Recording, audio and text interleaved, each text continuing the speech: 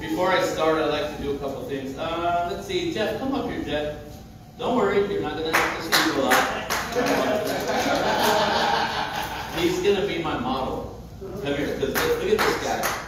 He's all fit and slim, and look how cool this shirt looks on him. Did you see that? This is a cool shirt.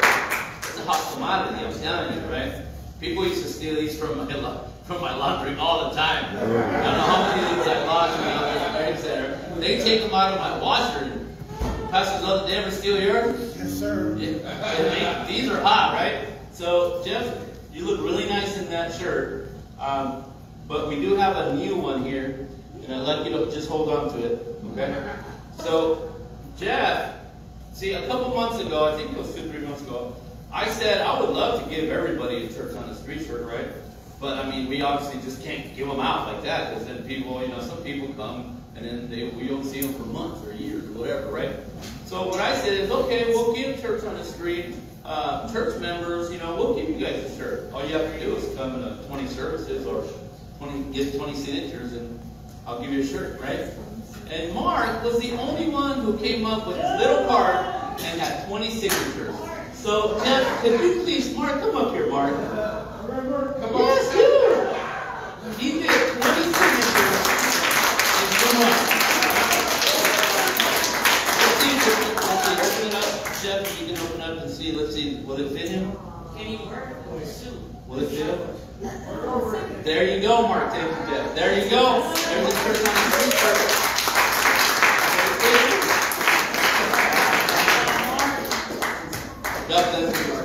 And all you have to do is just get a signature every time you came to church. So if you guys want a shirt too and you don't have one, get one of the little sheets from me, and every time you come to church, just get a signature, and after you get 20, we'll give you a shirt. Is that cool? All right, good. Mark was diligent about it. A lot of you guys could have done the same thing if you would have had the shirt by now. Amen? Okay, but we're family, so we're just trying to find ways to encourage one another. Amen? Okay. Let me pray, and then we're going to start our service. Father God, I just pray in the name of Jesus right now, Father God, that you just open up our hearts and our minds to receive your message, Lord. My brothers and sisters receive this message today, but that they be encouraged, Lord God, that they leave home thinking about your word, Father, and the truth, Father God, that I use Scripture here to remind them of the truth, Father God. In Jesus' name I pray. Amen. All right, so let's see where we're going to start. Yes, sir. Oh, who went to Mill Avenue on Friday? Okay, good. Who went to Scottsdale on Friday? Okay, good. Same people, right? What did you guys do? You handed out tracts? Right. So you guys handed out tracts, right? But now I'm going to give the opportunity to everybody else to hand out tracts. You don't have to go to Scottsdale. I recommend you go to Scottsdale, but you can also go to 27th Avenue. You can do it at your job. You can do it you can do it wherever you work. You can do it at home. You can do it around the neighborhood. Hand out one of these tracts, right? And tell them Jesus loves you. This is how we spread our love and how we spread the gospel is by handing out tracts. Amen? All right. Thank you, guys. Everybody get one. Make sure you hand it to somebody over the weekend or over the week. You'll have plenty of time to hand one out. Okay, so today we are going to talk about, let's see, give me 1 second. I think I got all my notes all mixed up. I hate using notes because I just like to, let the Holy Spirit guide me, but I guess I'll use my notes today. All right, so conversion. Can anybody tell me what the word conversion means? Conversion. Okay, good. That's good. Right? Born again. Good.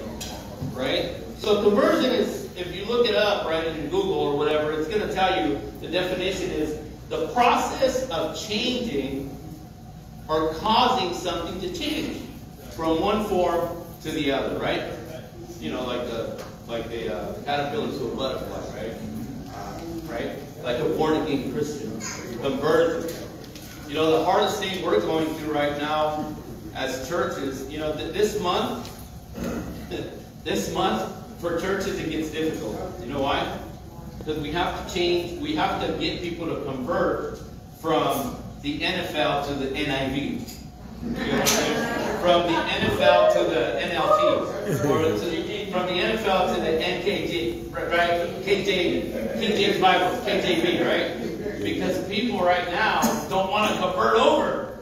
There's people right now watching the Cardinals game. They say they're Christians, and you know they're in the process of conversion, right, changing. But something is keeping them at home. And this month, you know, the NFL started the league again, and preseason's on, and it's so difficult to get people back into church now that they have the Sunday morning games. Right now it's preseason, but when regular season starts, the NFL, they start at the 10:30 games, right? And a lot of the first games are 10:30 a.m. And then the second games are 1:30 or 2:30, and then the NBC game at 6 p.m. That keeps so many people out of church, right? But as born-again Christians, as real Christians, as Christians that are going to be in church, right, on Sundays, right? We are get the benefits. We are going to get the benefits of what the Holy Spirit's got for us in church, right? Now you can watch a game, and you know I love sports. I like to watch the Cardinals. I like to watch the Cowboys, and I like different teams, right? But when it's all and done, I really get nothing out of it. I don't win anything. If they lose, I don't lose anything. If they win, I don't win anything unless I'm on FanDuel or one of those betting things, which I'm not supposed to, right? I'm not supposed to do that, right? So the thing is, you know, I love the Cardinals and I hope they win. But guess what? If they win or they lose, it doesn't really affect me much. I want to win with Jesus, right? That's what affects me. I need to be, amen, right?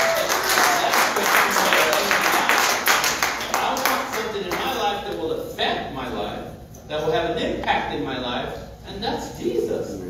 Okay? The Jesus League. Amen? The JFL, the Jesus Football League. Amen. So anyway, let's talk about conversion. Now that's just worldly, but I want to talk about spiritual conversion, right? The process of changing or causing something to change from one form to another. The last time I preached, we talked about Nicodemus asking Jesus, what must I do to be born again? Or what must I do to be saved? You must be born again. And we talked about the process, right? Well, this week we're going to talk about, this time I'm talking about the conversion process, right? Now, here's the problem, guys. So it's a rebirth. It's a reformation. It's a change of heart for the Christian, right? It's a spiritual change of heart.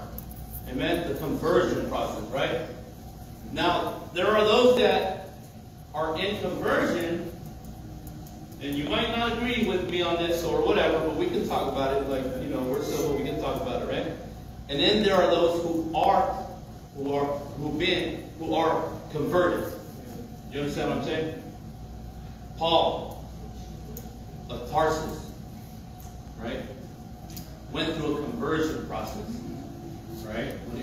When he saw Jesus in Damascus, right, and the process went through, then he was converted. Never went back. Never had to go through the process of reconversion, rechanging again. Once he was changed, once he was converted, that was it. You understand what I'm saying? It is important to get from the conversion process to the converted process that you've been changed. Now I pray, and I know that most of you guys in here are converted. You are converted. But we're church on the street. And I'm preaching this because we go out there and we see a lot of people that think they're converted, but they're still in conversion. You see what I'm saying? Well, I'm a good person. I go to church.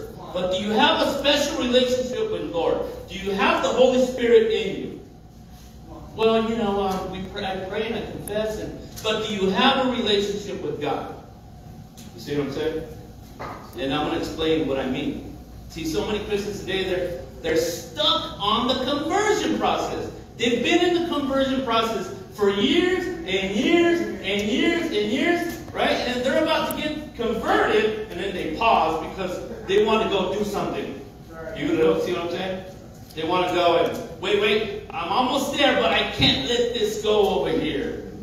I'm almost there. Oh, I'm going to be converted, but hold on a second. I got this over here that I got to take care of. You know what I'm saying?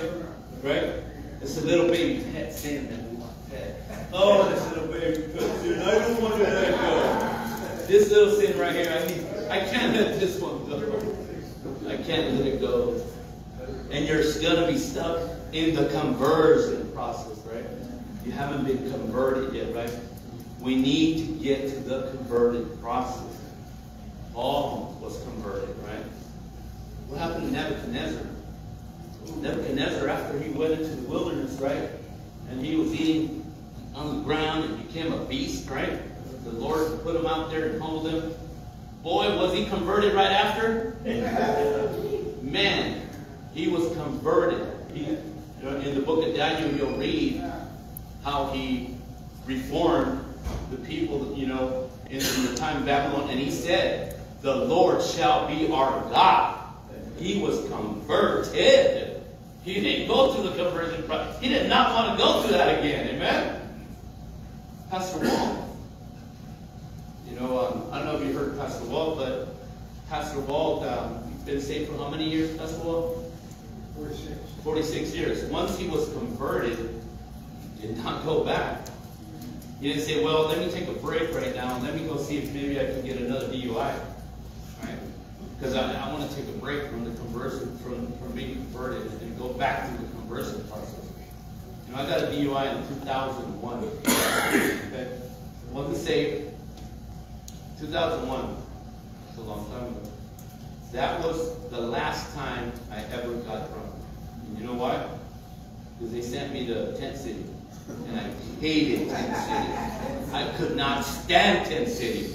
That made me convert from being an alcoholic, you know, from getting drunk and passing out. That helped me convert myself to a non-alcoholic. You see what I'm saying? I couldn't stand that in Tent City.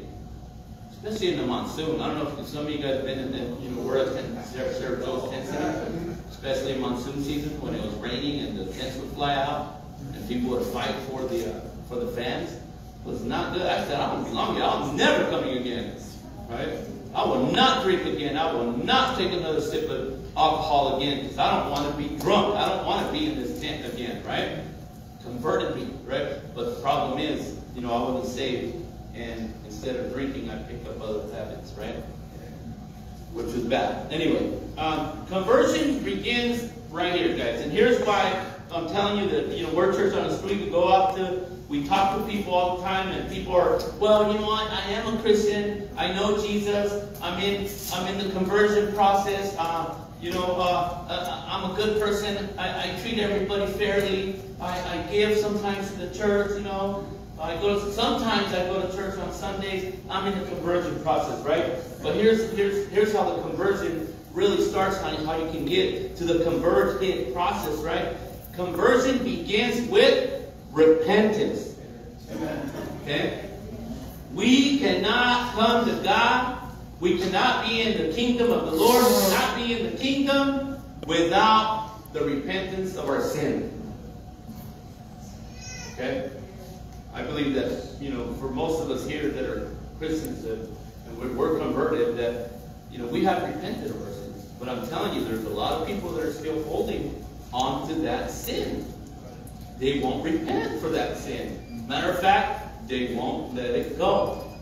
It's just a little bit of fornication. Oh, just a little bit of fornication. So common in the world, guys. You know what I'm talking about. It's just a little bit of pornography. It's not a lot. It's just 1 hour on Thursday.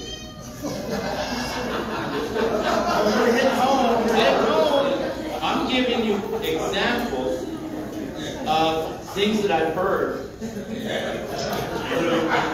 I've heard this one. It's just on my days off on Thursdays. It's just like 1 hour. Is that? You think that's? I don't know what to say. What are you saying? I'm still in the conversion process. Okay, well, you're not converted yet, right?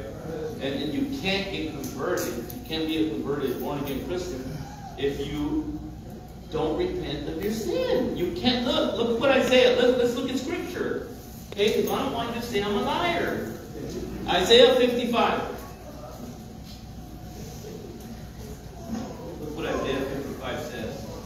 Isaiah 55, one of the Lord's great prophets. Isaiah 55. This is before Jesus went to the cross. And look what it says in Isaiah 55, starting in verse number 7. It says, "Let the wicked change their ways and banish the very thought of doing wrong." Okay? "Let them turn to the Lord, that He may have mercy on them. Yes, turn to our God, for He will forgive generously."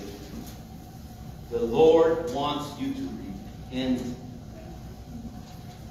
The Lord wants you to give it to Him. This is before Jesus went to the cross. Now we can say we leave it at the feet of Jesus. We leave it at the cross, right? This is Isaiah. If you turn over to Luke,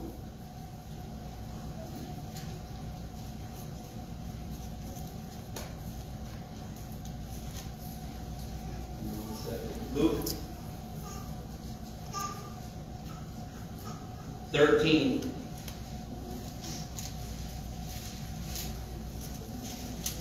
Verse number 3.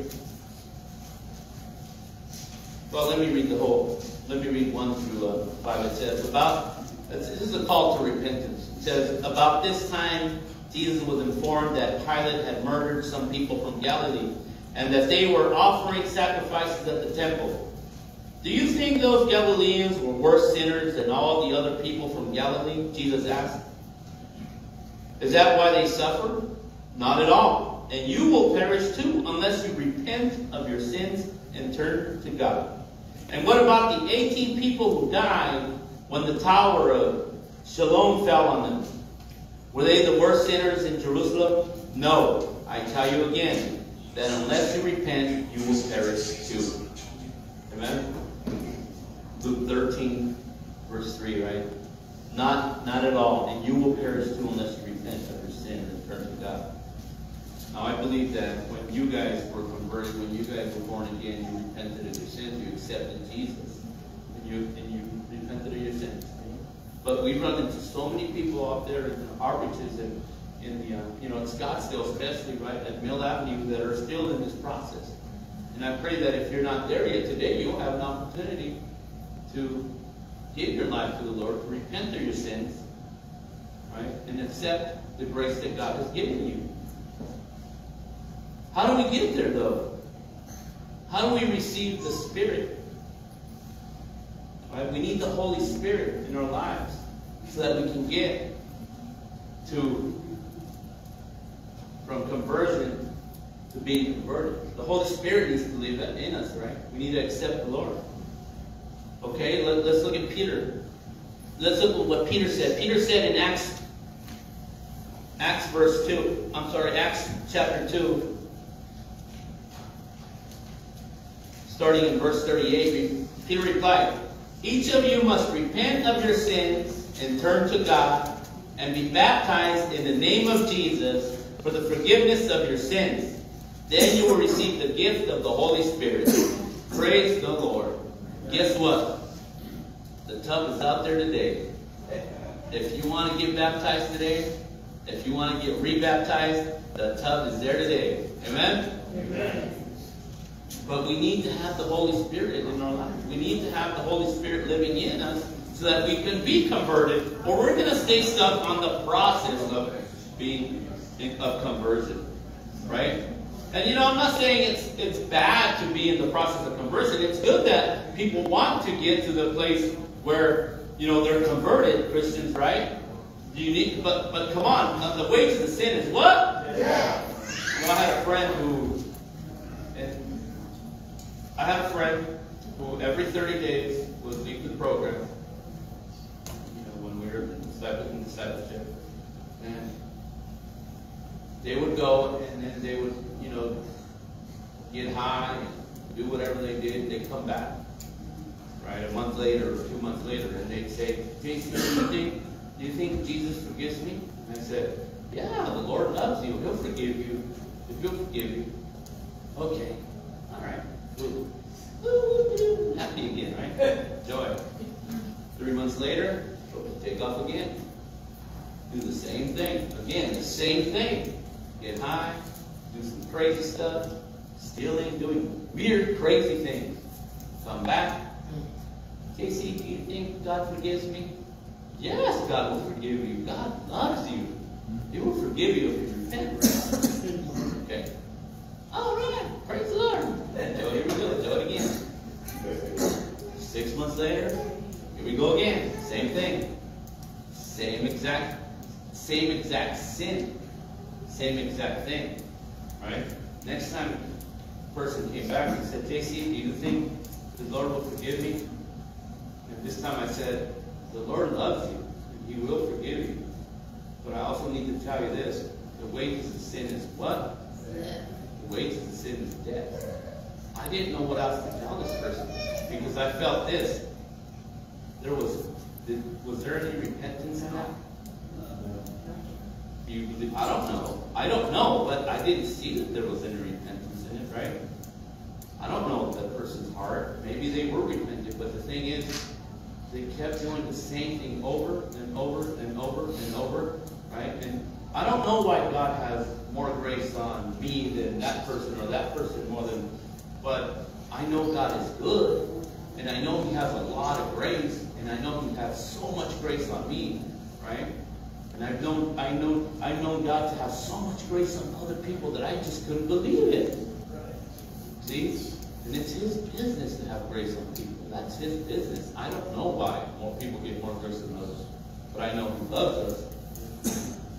And a lot of times we think, well, that person, they were doing that. We don't know. We know that God has grace, and we don't know the person's heart. That person might be saved, because of their heart, because they love the Lord, because they ask God for forgiveness, right? But I have to remind this person that the wages of sin is death. They never got to that level, right? They're still in the conversion process, never got to the converted process. Amen?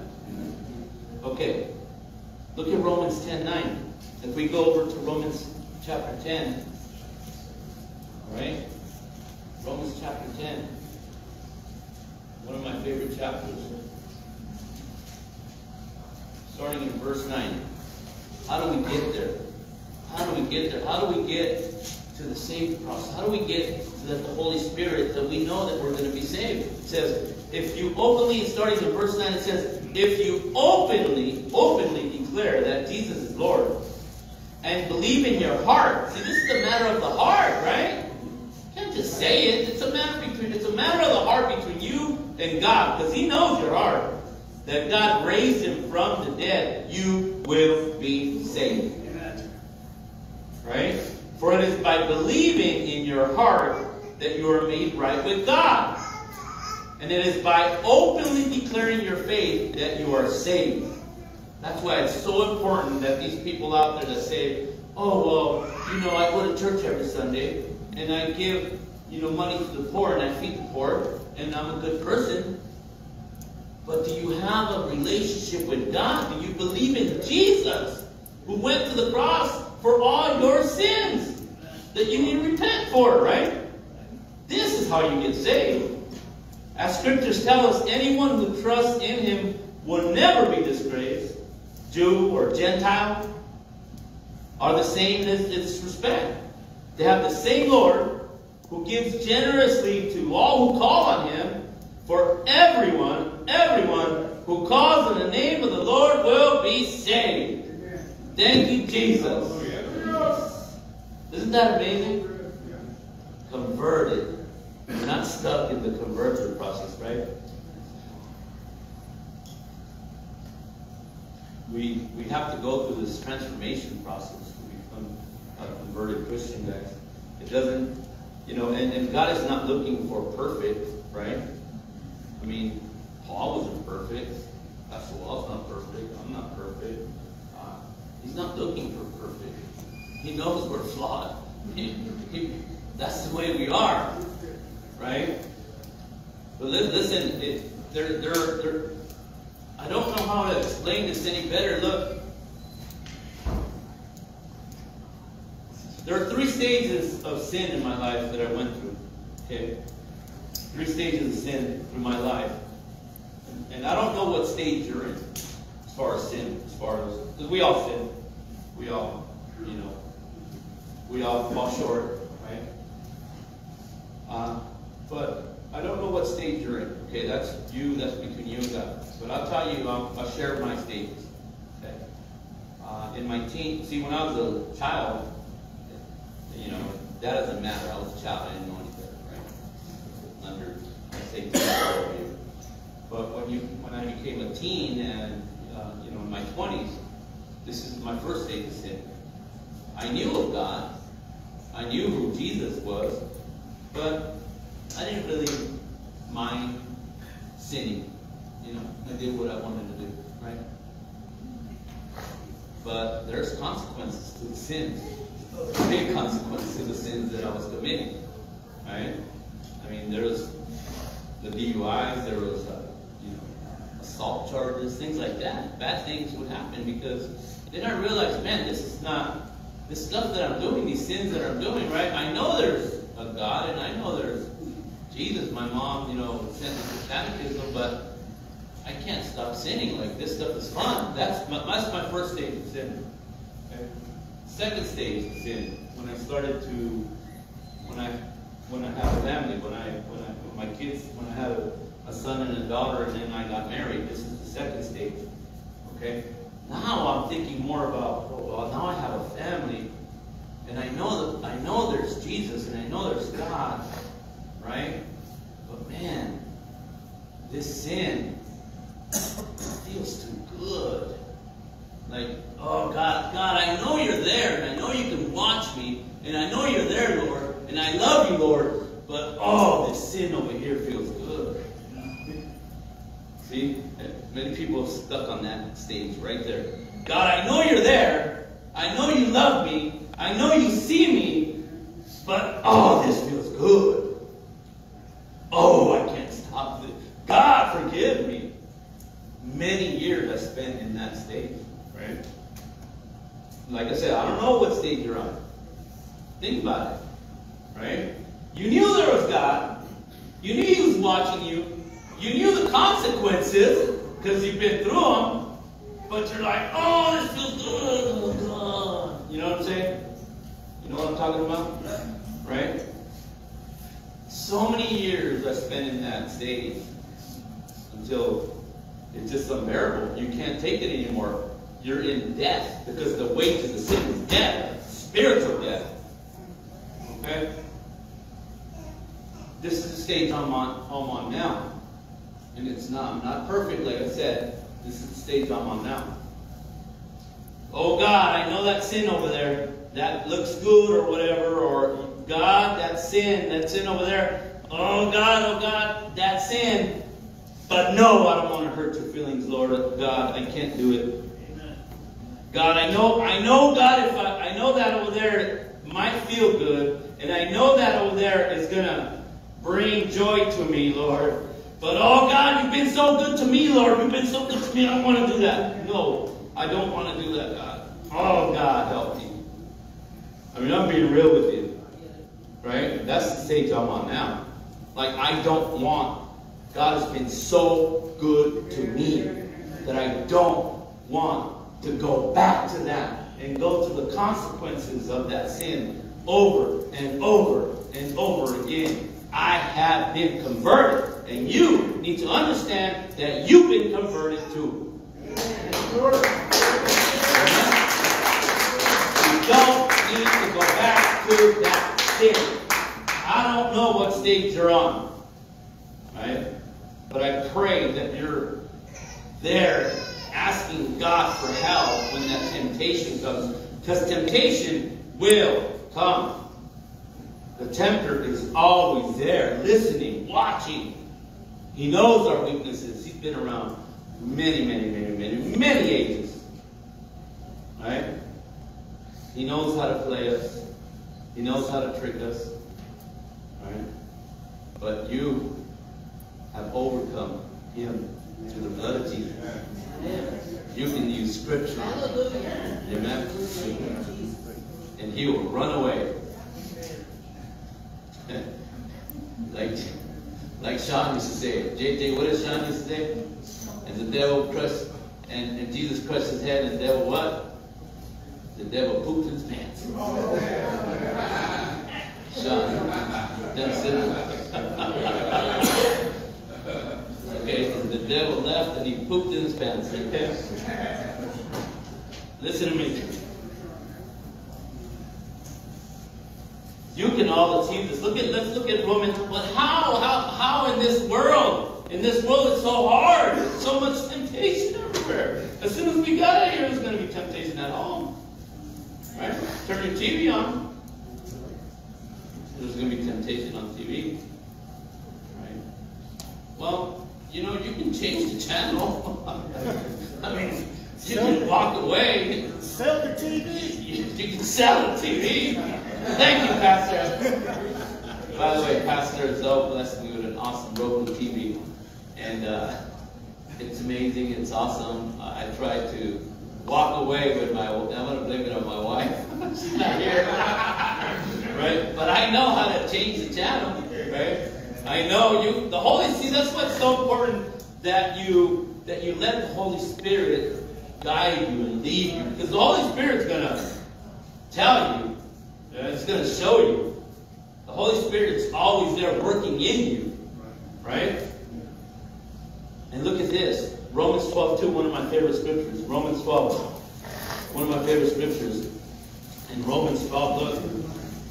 And so, dear brothers and sisters, I plead with you to give your bodies to God because of all that He has done for you. That's what I'm talking about. God, you've done so much for me. Even though I know that sin over there, you know, it brings joy temporarily for a little bit. I know, God, I don't want to, oh, God, you've been so good to me. Why would I go back over there?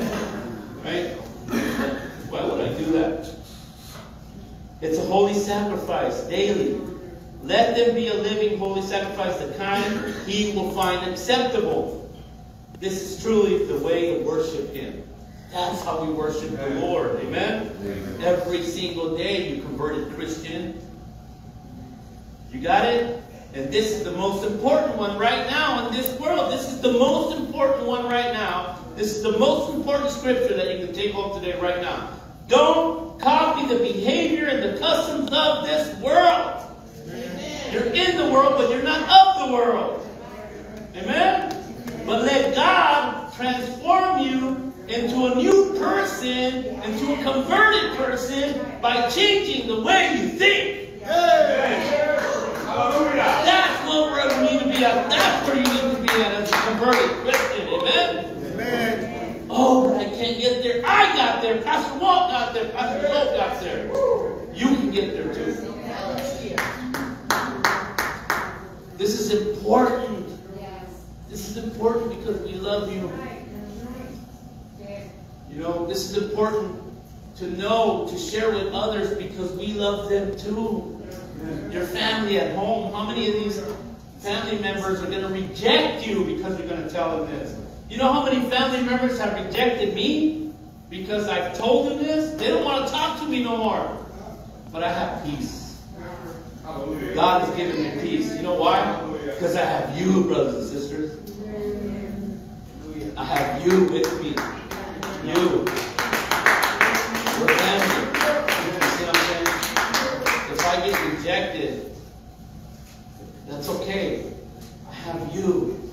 Just like Jesus had Peter and John and the 12, right? -1, +1. Right? -12, Jesus, +1, Paul, right? And who was the other one? Matthias. Right? You had them. And guess what? They changed the world. Just like we can change the world. Let's start with Phoenix.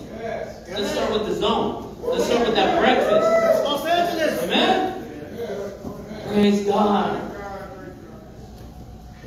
Oh man. You know, what's going to be your reward? What's going to be your reward? And what's the reward of being converted? Listen, live on this. I want you to live on this. I want you to think about this. Once you're converted, right? Your name is written out in the book. But look at this. Look what Paul says to Timothy, his disciple. In 2 Timothy, if you go to 2 Timothy and you go to chapter 4. I lost it. Sorry.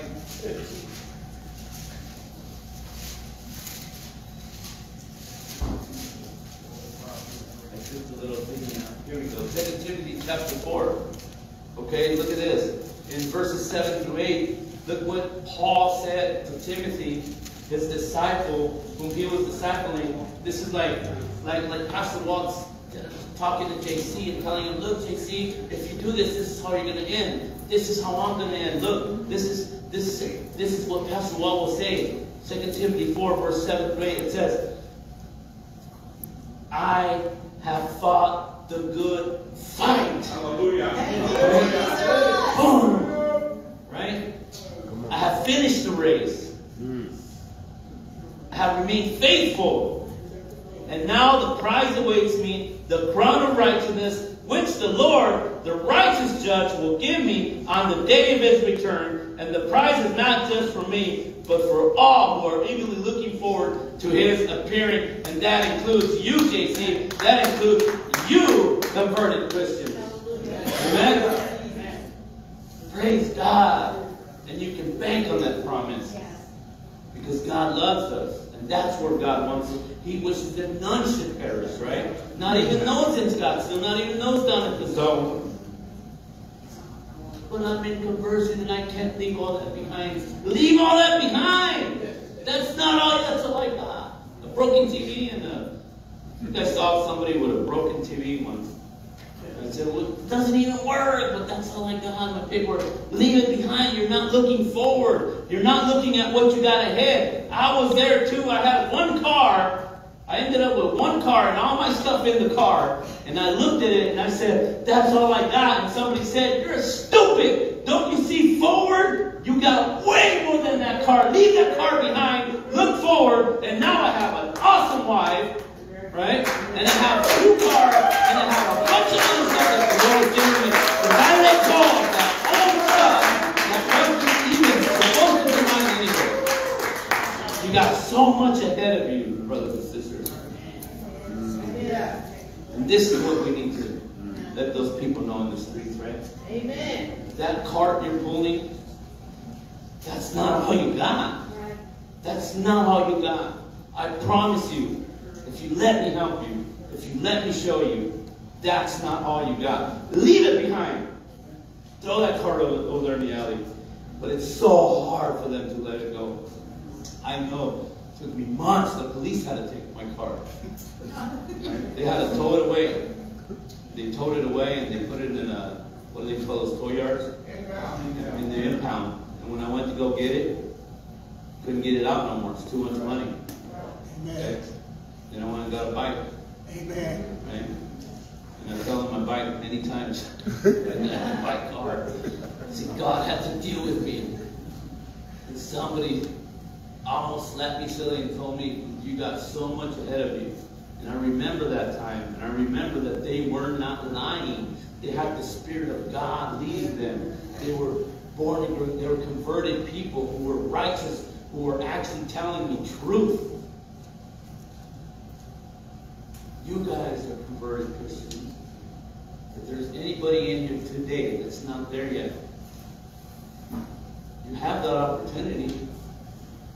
God didn't bring you here just to, you know, like I said last time, to tease you and say, oh, look, we got. No, He brought you here because He loves you. Right? And a lot of you guys were set up. Well, I came because I know you got set up. The Lord set you up. Well, what's your name brought me, or what's his name brought me? No, you got set up. You got brought by the Lord. God